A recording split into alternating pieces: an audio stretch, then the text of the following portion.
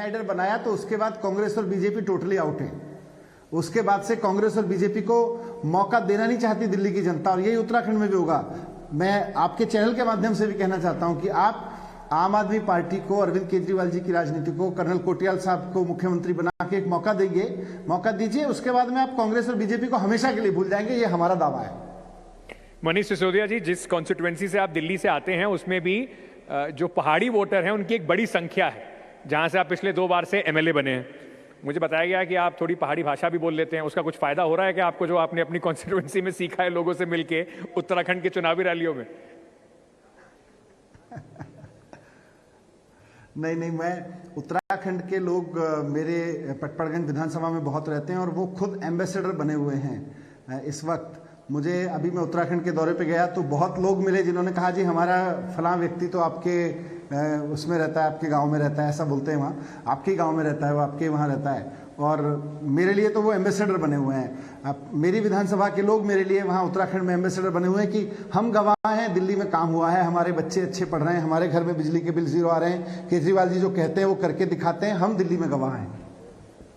इस बार का जो आपका चुनाव था, लेकिन आसान चुनाव नहीं था, बहुत क्लोज रहा, तो कहीं ये वाला मैसेज भी तो नहीं जा रहा, फिर आम आदमी पार्टी कहीं कड़ी टक्कर में तो नहीं उत्तराखंड में फंस जाएगी? नहीं, आम आदमी पार्टी कड़ी टक्कर दे रही है। आम आदमी पार्टी कड़ी टक्कर दे रही है बाकायदा इन कांग्रेस और बीजेपी को, और लोग इस बार यही देख रहे हैं कि क्या आम आदमी पार्टी को एक विकल्प के रूप में देखा जा सकता है, क्योंकि अभी तक लोगों के पास विकल्प नहीं था। लोग चाहते कोई ऐसी पार्टी आ जाए जो स्कूल बनाए, रोजगार की बात करे, रोजगार का वो समाधान दे।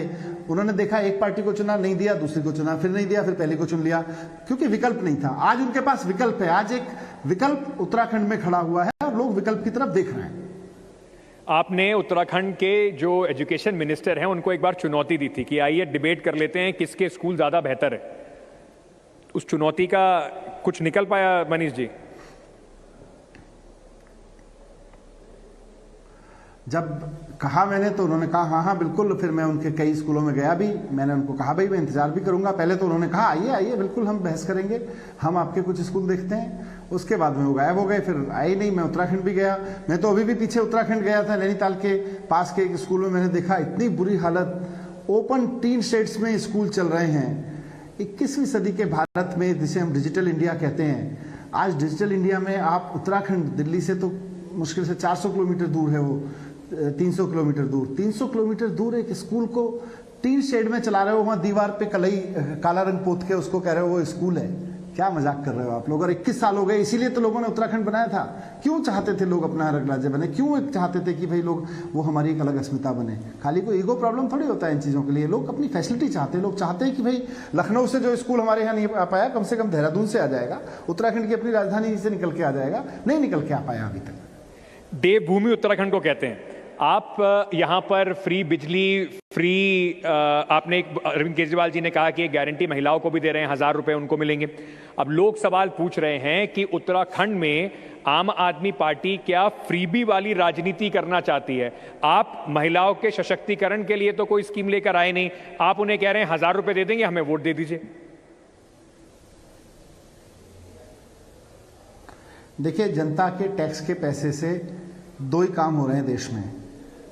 एक तरफ दिल्ली में है जहां जनता के लिए काम हो रहा है, एक तरफ बाकी उत्तराखंड जैसी जगह है, बाकी जगह है जहां पे नेता अपने मंत्रियों के जेब में, नेताओं की जेब में पैसा जा रहा है। जनता के टैक्स का पैसा सरकार के पास तो है, अब उसे या तो नेता चोरी कर लें, नेता अपने घर का बिजली का बिल 0 ले लें, या फिर जनता के घर का बिजली का बिल 0 आ जाए। तो जिसको आप फ्री भी कहते हो, मैं कहता हूं वही टैक्स की सही कीमत अदा करना है। जनता टैक्स देती किस लिए है? जनता टैक्स मंत्रियों के बिजली के बिल भरने के लिए थोड़ी देती है। जनता इसलिए देती है भाई मेरे लिए बिजली का इंतजाम करो, मेरे लिए स्कूल का इंतजाम करो। आप कहेंगे नहीं नहीं उसके लिए तो हम पैसे लेंगे, अब वो फ्री भी हो जाएगा अगर हम फ्री में देंगे तो। ऐसे थोड़ी होता है। लोग इसीलिए काम देते हैं, वोट देते हैं, इसीलिए टैक्स देते हैं। आप टैक्स के पैसे से सरकार अगर जनता के लिए काम करे उसको बोलो फ्री भी दे रहे हो। ये फ्री थोड़ी है। फ्री तो ये है जो लूट के ले जाता है जनता के टैक्स का पैसा, फ्री वो है। हम उसको फ्री को बंद करते हैं।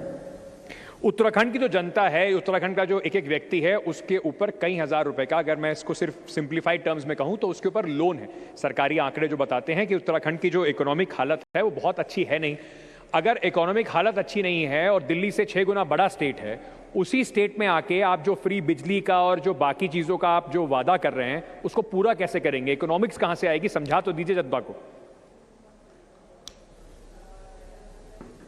उत्तराखंड में सरकार के ऊपर जो लोन है वो इसलिए क्योंकि वहां के नेताओं ने बेईमानी की है। वहां के नेता इस काबिल नहीं थे। अभी तक की जो सरकारें नहीं, उन्होंने इस पर ध्यान नहीं दिया। 2015 में दिल्ली भी घाटे में चल रही थी, दिल्ली के ऊपर भी बहुत वो था, दिल्ली की सरकार भी घाटे का बजट पेश करती आई थी। लेकिन 2015 से लेकर 2030 के बाद तक 2020 तक आप देख लीजिए किस तरह से दिल्ली में सीएजी ने माना है कि भाई दिल्ली देश की एकमात्र सरकार है जो सरप्लस बजट में चलती है, रेवेन्यू सरप्लस में चलती है।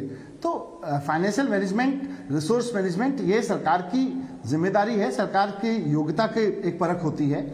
आज उत्तराखंड में ऐसी सरकार नहीं है, ये अनफॉर्चुनेट है, लेकिन इसका मतलब ये थोड़ी है कि उत्तराखंड में हो नहीं सकता। उत्तराखंड के लोग टैक्स नहीं देते क्या? उत्तराखंड में इतने संसाधन हैं जितने दिल्ली में नहीं है। उत्तराखंड को केंद्र सरकार से इतना 25,000 करोड़ रुपए मिलता है, दिल्ली सरकार को तो हर साल 325 करोड़ रुपए मिलता है। उत्तराखंड में जितने रेवेन्यू, लैंड, हमारे यहाँ तो लैंड डेवलपमेंट का पैसा भी डीडीए ले जाता है जो केंद्र सरकार के पास में जाता है। उत्तराखंड में सारा का सारा लैंड डेवलपमेंट का पैसा उत्तराखंड सरकार के पास में आता है। तो लैंड रेवेन्यू की कमी नहीं है, पैसा इकट्ठा करने में बेईमानी है और फिर पैसा खर्च करने में बेईमानी है। दिल्ली में अगर आप दिल्ली मॉडल करें तो दिल्ली का असली मॉडल यह है कि पैसा इकट्ठा, जो जनता टैक्स देती है उसको इकट्ठा करने में चोरी रोकी गई और उसके खर्च करने में चोरी रोकी गई। इससे जो पैसा बना, इससे जो पैसा बचा, उसको फिर जनता के वेलफेयर पे लगाया गया, जनता के डेवलपमेंट पे लगाया गया। टाइम्स नाउ नवभारत नवनिर्माण मंच उत्तराखंड पर चर्चा होती हुई, वहां पर दिल्ली के उप मुख्यमंत्री मनीष सिसोदिया सवालों के जवाब देते हुए उत्तराखंड से इस बार आम आदमी पार्टी एक बड़ी पार्टी के रूप में खड़ी होना चाहती है और किस तरह से उत्तराखंड के की आम जनता को मदद मिलेगी और कैसे उनका यहाँ से डेवलपमेंट किया जाएगा, वो एक बड़ा मुद्दा इस मंच का। चलिए हम लोग आगे बढ़ते हैं, कुछ और खबरों का रुख करते हैं। आज की बड़ी खबर, जी एंटरटेनमेंट और सोनी के बीच मर्जर को मंजूरी मिल गई है। जी एंटरटेनमेंट के बोर्ड ने 90 दिनों के ड्यू डिलिजेंस के पूरा होने से पहले बाइंडिंग एग्रीमेंट साइन कर दिए हैं और अब जी एंटरटेनमेंट का मर्जर होगा तो सिर्फ सोनी के साथ ही होगा। इसी मंजूरी के साथ सोनी देश का दूसरा सबसे बड़ा एंटरटेनमेंट ग्रुप बन जाएगा। इसी के साथ विलय के बाद जी एंटरटेनमेंट के शेयरधारकों के पास 45.15% शेयर होंगे, जबकि 50.86% हिस्सा सोनी का होगा। विलय के बाद एसएल ग्रुप का 3.99% हिस्सा होगा। शेयर होल्डर्स को जी में उनके मौजूदा 100 शेयरों के बदले 85 शेयर दिए जाएंगे। जी बिल्कुल, तो फोकस रहेगा ये पूरी इम्पोर्टेंट मर्जर पे और ये अप्रूवल आ चुकी है। सोनी पिक्चर्स नेटवर्क्स इंडियाज़ को लेके मंजूरी आई है और इम्पोर्टेंट बात यह है कि पुनीत गोयनका वो भी मैनेजिंग एडिटर, मैनेजिंग डायरेक्टर और सीईओ रहेंगे और ये जो कंबाइंड कंपनी रहेगी ये लिस्टेड रहेगी। और अगर देखा जाए तो कैश बैलेंस इस पे भी लगभग $1.5 बिलियन का जो है इम्पैक्ट देखने को मिलेगा ओवरऑल। अगर उसकी शेयर होल्डिंग देखें मर्जर के बाद तो यहाँ पे हम देख सकते हैं कि जो सोनी का जो शेयर होल्डिंग है वो ऑलमोस्ट मेजॉरिटी पे है, हम देखेंगे। और जो प्रमोटर्स हैं एसएल ग्रुप के, उनका लगभग 4% का जो है प्रमोटिंग होल्डिंग देखा गया है, आप देख सकते हो। और जो पब्लिक का है, जो रिमेनिंग है, उसमें ऑलमोस्ट 45% स्टेक है पब्लिक का। अब फंड इन्फ्यूजन के बारे में बात करते हैं तो प्रमोटर को लगभग 1101 करोड़ रुपए मिलेंगे सोनी की तरफ से नॉन कम्पीट के लिए, और यही सेम अमाउंट जो है इस नई कंपनी में इन्फ्यूज़ यही प्रमोटर्स करेंगे 300 रुपये प्रति शेयर पे। और अगर टोटल इन्फ्यूजन के आंकड़े देखें तो वो लगभग 9000 करोड़ के लिए आएंगे। ये फंड इन्फ्यूजन को आप ऐड कर लेते हैं और अगर 300 रुपये प्रति शेयर पे हम जाएं तो जो कंबाइंड एंटिटी की वैल्यू है वो लगभग 52,089 करोड़ रुपीस होगी। तो ये बहुत इंपॉर्टेंट जो है फिगर्स है। और याद रखिए शेयर होल्डर्स को क्या मिलेंगे जी के, ये बहुत इंपॉर्टेंट है। 85 शेयर्स आपको मिलेंगे सोनी के हर 100 शेयर्स जी के। और याद रखिए ये जो सारे शेयर्स रहेंगे ये कंबाइंड एंटिटी के रहेंगे, तो ये एक इम्पॉर्टेंट पॉइंट होगा जो आप नोट कर सकते हैं। और जी सोनी के जो मर्जर के आगे की जो रैशनल है मेनली ये है कि जो सोनी है वो उनके 2 पोर्टफोलियो, गेमिंग और आपके स्पोर्ट्स चैनल, इनको जो है बढ़ावा देंगे। और याद रखिए जी का ऑलरेडी इंटरटेनमेंट स्पेस पे बहुत अच्छा कंटेंट है, तो एक टाइप से बहुत इंपॉर्टेंट सिनर्जीज आ सकता है। और सिनर्जी से बात करें तो क्या ओवरऑल एंटिटी दिखती है, क्या कंबाइंड एंटिटी दिखती है, क्या आंकड़े रहते हैं इन दोनों एंटिटीज़ की। तो सबसे पहले चैनल्स के बारे में बात करेंगे तो यहाँ देख सकते हैं ओवरऑल चैनल्स अगर देखें तो लगभग ऑलमोस्ट 75 चैनल्स इन दोनों को अगर जोड़े तो देखने को मिलेगा। और कंट्रीज़ का जो रीच है वो भी बहुत इंपॉर्टेंट आंकड़ा है। ऑलमोस्ट 173 कंट्रीज़ का जो है ओवरऑल जो रीच देखने मिलेगा। और जो अगर देखें दर्शकों के ऊपर फोकस करें तो देखें तो लगभग 130 करोड़ दर्शक का ओवरऑल जो है इनका मार्केट एक्सपोजर देखने को मिलेगा। और सबसे इम्पॉर्टेंट बात तो है आपके मार्केट शेयर की। तो यहाँ पे आप देख सकते हैं इन दोनों को कंबाइन करेंगे तो लगभग 26% का मार्केट शेयर देखने मिलेगा। और इनके जो फेमस स्ट्रीमिंग प्लेटफॉर्म्स जो आप OTT में देखते हैं वो आपके जी के हैं ZEE5 और आपके जो सोनी के हैं सोनी लिव पे है। लेकिन जो एक इम्पॉर्टेंट बात है स्पेशली आपके जो ग्लोबल मर्जर्स एंड एक्विजिशंस को लेके यहाँ पे भी मीडिया इंडस्ट्री में बहुत एक्शन देखने को मिला है। और आप देख सकते हैं कि रिसेंटली जो आपके बड़े बड़े डील्स हुए थे पिछले 2 साल में, यहाँ देख सकते हैं अमेजॉन MGM का ऑलमोस्ट $8.5 बिलियन का रहा है, वार्नर डिस्कवरी का $43 बिलियन पे रहा है और डिज्नी और फॉक्स स्टूडियोज सबसे बड़ा डील था ऑलमोस्ट $71 बिलियन का रहा है। अब याद रखिए जब ये डील हुई थी डिज्नी और फॉक्स स्टूडियोज़ की तो ऑटोमेटिकली जो हॉटस्टार OTT स्पेस का आपके प्रोडक्ट है वो भी जो है डिज्नी के अंडर आ गया था। और आखिर में वाईकॉम CBS की भी बात कर लेते हैं जहाँ पे लगभग $12 बिलियन का डील हुआ था। चलिए बात करते हैं शेयर बाजार की, जहां लगातार दूसरे दिन हमने देखा कि आज बाजार में खरीदारी देखने को मिली और निफ्टी 16,900 के पार जाकर बंद हुआ। आज बाजार में किस तरह का एक्शन रहा, किन शेयरों में सबसे ज्यादा तेजी देखने को मिली और कहां गिरावट थी, इस सब पर सारी जानकारी लेकर जुड़ रही हैं हमारी सहयोगी पूजा त्रिपाठी। जी, आज हमने देखा कि दूसरे दिन कारोबारी सत्र था जिसमें कि अच्छी रैली देखने को मिली है। निफ्टी करीब 180 अंक ऊपर चढ़कर बंद हुआ, सेंसेक्स में 600 अंकों की मजबूती देखने को मिली और बैंक निफ्टी में करीब 420 अंकों से ज़्यादा की जो मजबूती थी वो आज बैंक निफ्टी में देखी गई है। और चौतरफा खरीदारी हमने देखी, आज हर सेक्टरल इंडेक्स हर निशान में ही कारोबार करते हुए नजर आए। इनमें सबसे पहले निफ्टी गेनर्स की अगर बात करें तो आज तेजी थी हिंडाल्को, टाटा मोटर्स, डीवीज लैब, आयशर, ये कुछ ऐसे स्टॉक्स थे जहां पर कि अच्छी तेजी देखने को मिली। और निफ्टी के में जो लूजर्स थे वो थे power grid, SBI life, Wipro, Adani ports, ये कुछ ऐसे स्टॉक्स थे जहां पर कि आज कमजोरी देखने को मिली है। आज हम देख रहे थे कि जो ऑटो एंसिलरी स्टॉक्स थे वहां पर भी अच्छी तेजी थी। ऑटो शेयरों में हम अच्छा एक्शन देख ही रहे थे, लेकिन आज ऑटो एंसिलरी शेयरों में भी अच्छा एक्शन था जिसमें कि Motherson Sumi, Rane brake, JBM auto, Minda industries, ये ऐसे स्टॉक्स थे जहां पर कि अच्छी तेजी आज हमने देखी। मेटल स्टॉक्स में काफी दिनों की गिरावट के बाद हम देख रहे हैं 2 दिनों से काफी अच्छा एक्शन देखने को मिला। इसमें लार्ज कैप और मिड कैप दोनों ही कंट्रीब्यूट कर रहे थे। आज की तेजी में हिंडाल्को, जिंदाल स्टेनलेस, टाटा स्टील और सेल जैसे कुछ स्टॉक्स थे जो कि आज टॉप परफॉर्मर थे मेटल स्पेस से। और हमने देखा रियल एस्टेट स्टॉक्स में भी अच्छा एक्शन था। प्रेस्टीज एस्टेट्स, ओबरा रियल्टी, शोभा, IB रियल, सभी में आज अच्छी मजबूती देखने को मिली है। और आज क्योंकि बैंकिंग शेयरों का दिन था, प्राइवेट बैंकों ने तो अच्छा परफॉर्मेंस दी ही, उसके अलावा जो सरकारी बैंक थे वहां पर भी प्रदर्शन काफी अच्छा था, जिसमें कि Canara bank, union bank, SBI, bank of India, ये कुछ ऐसे बैंकिंग स्टॉक्स थे जो कि आज काफी अच्छा प्रदर्शन करते हुए नजर आए। काफी अच्छी तेजी इन सभी स्टॉक्स में देखने को मिली। काफ़ी अच्छी बढ़त देखने को मिली बाजार में। आज हमने कुछ एक्सपर्ट से भी बात की। मोतीलाल ओसवाल फाइनेंशियल सर्विसेज के चेयरमैन और को-फाउंडर रामदेव अग्रवाल ने IT और डिजिटल सेगमेंट में अच्छे रिटर्न की उम्मीद जताई है। देखिए, जो कन्वेंशनल आपके प्रॉफिट पूल है जैसे इंडियन IT है, योर बैंकिंग फाइनेंस सर्विसेज है, सो लाइक हमारे वेल्थ क्रिएशन स्टडी में it is very clear that almost 24-25% comes from maybe even 27-28% comes from banking and financial companies. Then you have another 23-24% coming from IT, which has emerged as the largest sector. और मुझे ऐसा लगता है कि going forward in next 5-6 years, this IT sector is not only going to have large rise in the total profits, but the quality of profit is also very good. देश में Omicron से संक्रमितों की संख्या कुल 200 के पार पहुंच गई है।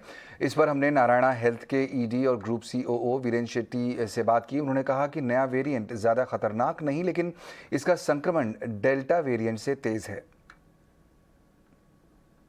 It's always bad news when you get me on your shows, but I wouldn't say there's cause to be so gloomy yet. Given what we're seeing in Europe and the US, this variant has quite a massive spread. It does spread much faster than even Delta, which means that it should start to go to a large amount of the population in about a month's time. But that's not what's important right now. Everything that we know about this so far indicates that it is a much milder variant. It does have a much greater ability to break through to people who are unvaccinated or slightly immune compromised, as well as those who have taken the vaccine. बात करते हैं primary market की, जहां मुंबई के metro brands की आज बाजार में निराशाजनक लिस्टिंग हुई। राकेश झुंझुनवाला के निवेश वाली कंपनी की लिस्टिंग इशू प्राइस से करीब 13% नीचे हुई है। मेट्रो ब्रांड्स के शेयर बीएसई पर 436 रुपए पर खुले, जबकि इशू प्राइस 500 रुपए प्रति शेयर था। वहीं एनएसई पर इसके शेयरों की लिस्टिंग 437 रुपए पर हुई। इधर सीएमएस इन्फो सिस्टम्स का आईपीओ का आज बाजार में दूसरा दिन है। दूसरे दिन इसका इशू 53 गुना तक भर चुका है। कंपनी के आईपीओ के लिए 23 दिसंबर तक बोली लगाई जा सकती है। कंपनी ने इशू प्राइस 205 से 216 रुपए तय किया है। इस आईपीओ के जरिए कंपनी 1100 करोड़ रुपए जुटाने की योजना रखती है।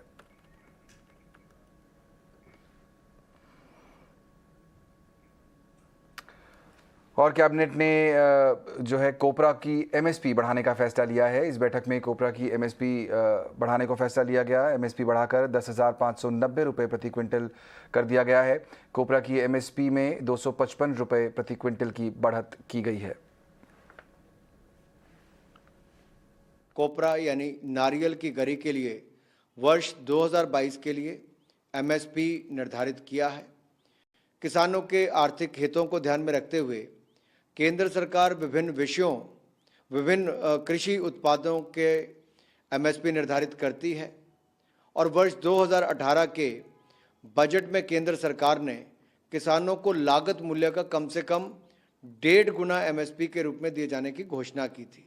वर्ष 2022 में नारियल का तेल निकालने के लिए उपयोग में लाई जाने वाली फेयर एवरेज क्वालिटी की मिलिंग कोपरा के लिए 10,590 रुपये प्रति क्विंटल तथा पूजा इत्यादि में उपयोग किए जाने वाली बाल कोपरा के लिए 11,000 रुपये प्रति क्विंटल का एमएसपी निर्धारित किया गया है।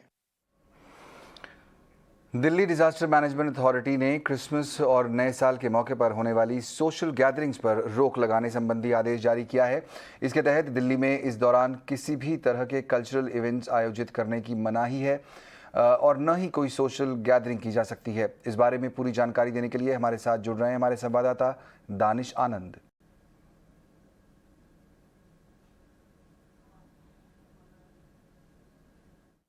जैसे देश में धीरे धीरे ओमिक्रॉन वेरिएंट के मामले बढ़ रहे हैं, तो आज दिल्ली डिजास्टर मैनेजमेंट अथॉरिटी ने एक ऑर्डर पास करा है और इस ऑर्डर के मुताबिक दिल्ली में सारी क्रिसमस पार्टीज और न्यू ईयर पार्टीज डीडीएमए ने प्रोहिबिट कर दी हैं। साथ ही साथ डीडीएमए ने ये आदेश भी दिया है कि किसी भी तरह की स्पोर्ट्स गैदरिंग या किसी भी तरह की पॉलिटिकल गैदरिंग दिल्ली में नहीं हो सकती। और डीडीएमए ने सारे ही रेस्टोरेंट्स और बार्स को एक आदेश दिया है और उनको कहा है कि 50% सीटिंग कैपेसिटी तक ही उनको फंक्शन करना है। इसके अलावा डीडीएमए ने अपने ऑर्डर में ये भी बताया है कि दिल्ली में जितनी भी मैरिज गैदरिंग्स हो रही हैं उस पर भी लिमिट 200 की ही होगी और उसके ऊपर वो पार नहीं हो सकता। साथ ही साथ डीडीएमए ने सारे ही डीसीपीज और डीएम्स को ये भी आदेश दिया है कि उनको टाइट रहना है, उनको विजिल रहना है और अगर किसी भी तरह की पार्टी का उनको अगर संकेत मिलता है या उनको कम अक्रॉस होते हैं किसी भी पार्टी को लेकर, तो उनको वहाँ पे जाकर उस पार्टी को बस करना है और रूल्स तो अगर कोई रूल्स को भी अगर उल्लंघन करता है तो उसको रोकने के लिए सारे ही डीएम और डीसीपी को एक्टिव रहने का आदेश दिया गया है। ये एक अपडेट इस समय आया है, एक ऐसे टाइम पे आया है जब हम देख रहे हैं कि दिल्ली जो है इंडिया के ओमिक्रॉन टैली पे सबसे नंबर 1 पोजीशन पर है। तो देखा जाए तो डीडीएमए का ये सख्त आदेश है और सारी डीसीपी और डीएम्स को आदेश दे दिया गया है कि उनको एक कड़ी निगरानी रखनी है। तो किसी भी तरह की गैदरिंग पर दिल्ली में रोक लगाने की तैयारी है। नए साल और क्रिसमस के मौके पर खास ध्यान रखते हुए ये फैसला डीडीएमए ने लिया है। चलिए कुछ और खबरों का रुख करते हैं, जहां बदलती तकनीक के साथ बैंक खुद को कैसे तैयार करें, कोविड से जूझती अर्थव्यवस्था में बैंकों का क्या रोल होना चाहिए, ऐसे ही तमाम मुद्दों पर फिक्की और इंडियन बैंकिंग एसोसिएशन के इवेंट में देश के दिग्गज बैंकर्स ने अपने विचार रखे।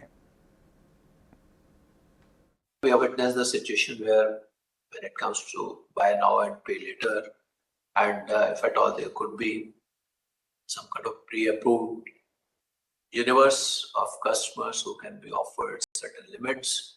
So all that can be absolutely end-to-end digital. So that's how the differentiation, to my mind, appears to be much different from what the payment system and the mechanization or the digitalization of the payment system is. The second question, and that is perhaps the reason when it comes to India, we serve a variety of customer segments. We also serve customers who are absolutely digital savvy and who would not like to take away their eyes from the phone, would like to have everything done by simply 4 clicks and having the money going into their accounts. I think I see 4 key things which to a bank are critical. Bank's customer is now receptive to change, which he wasn't for a very long time. This receptivity to change has happened in the blink of an eye, which shows you what opportunities you have as you go along. Your customer is willing to embrace technology like never before. And you compound that by having younger customers. Yes, as seen in some of our shoulder businesses in the financial services sector. The younger customer is embracing this at a very, very rapid pace. And then, of course, this is all happening in real time. Bharat में Omicron variant के मामले लगातार बढ़ते हुए 214 तक पहुंच चुके हैं। पिछले 24 घंटों में कुल 12 मामले सामने आए हैं। देश के 15 राज्यों में ओमिक्रॉन के केसेस मिले हैं, जिनमें 5 राज्य सबसे ज़्यादा प्रभावित हुए हैं। दिल्ली, महाराष्ट्र, तेलंगाना, कर्नाटक और राजस्थान में ही 3/4 से ज़्यादा मामले सामने आ चुके हैं। वहीं ओमिक्रॉन के कुल मामलों पर राज्यवार नज़र डालें तो दिल्ली में सबसे ज़्यादा 57 मामले दर्ज किए गए हैं। महाराष्ट्र में 54 मामले डिटेक्ट हुए हैं, जबकि तेलंगाना में 24 केस मिले हैं। कर्नाटका में 19, राजस्थान में 18, केरल में 15, गुजरात में 14, उत्तर प्रदेश में 2 मामले सामने आए हैं। ओडिशा और आंध्र प्रदेश में 2-2 केस मिले हैं। वहीं पश्चिम बंगाल, चंडीगढ़ और तमिलनाडु में 1-1 ओमिक्रॉन का मामला सामने आया है। देश की कुल 90 ओमिक्रॉन मरीज ठीक भी हो चुके हैं, जिनमें महाराष्ट्र में 28, राजस्थान में 18, कर्नाटक में 15, दिल्ली में 17, उत्तर प्रदेश में 2, आंध्र प्रदेश और पश्चिम बंगाल के 1-1 मरीज शामिल हैं।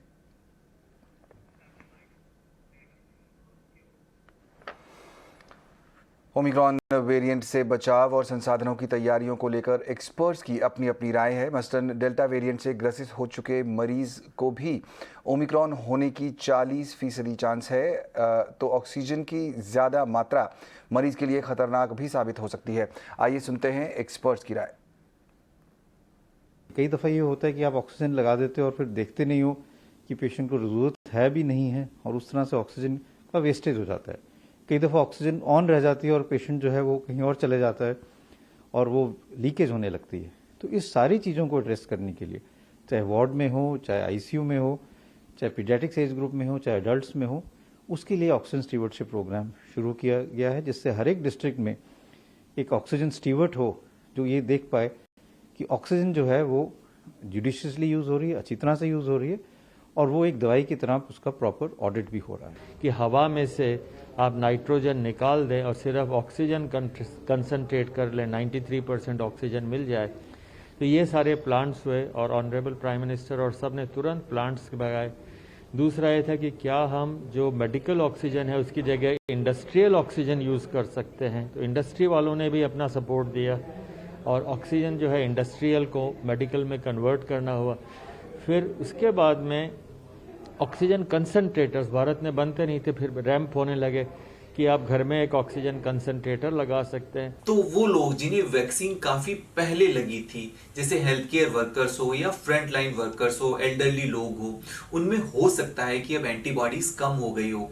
वहीं अगर इम्यूनो कॉम्प्रोमाइज्ड या कोमॉर्बिड लोगों की बात करें तो उनमें 2 डोजेस के बावजूद वायरस से लड़ने की रिक्वायर्ड एंटीबॉडीज नहीं जनरेट हो पाती है और उनकी बॉडी प्रॉपरली रिस्पॉन्ड नहीं कर पाती है। तो ऐसे में इन लोगों को एडिशनल प्रोटेक्शन की जरूरत होगी, जिससे वायरस के खिलाफ इनका इम्यून रिस्पॉन्स भी एक नॉर्मल हेल्दी पॉपुलेशन की इम्यूनिटी लेवल से मैच कर सके। और स्वदेश खबर में मेरे साथ फिलहाल इतना ही, लेकिन आप बने रहिए 18 स्वदेश के साथ। नमस्कार।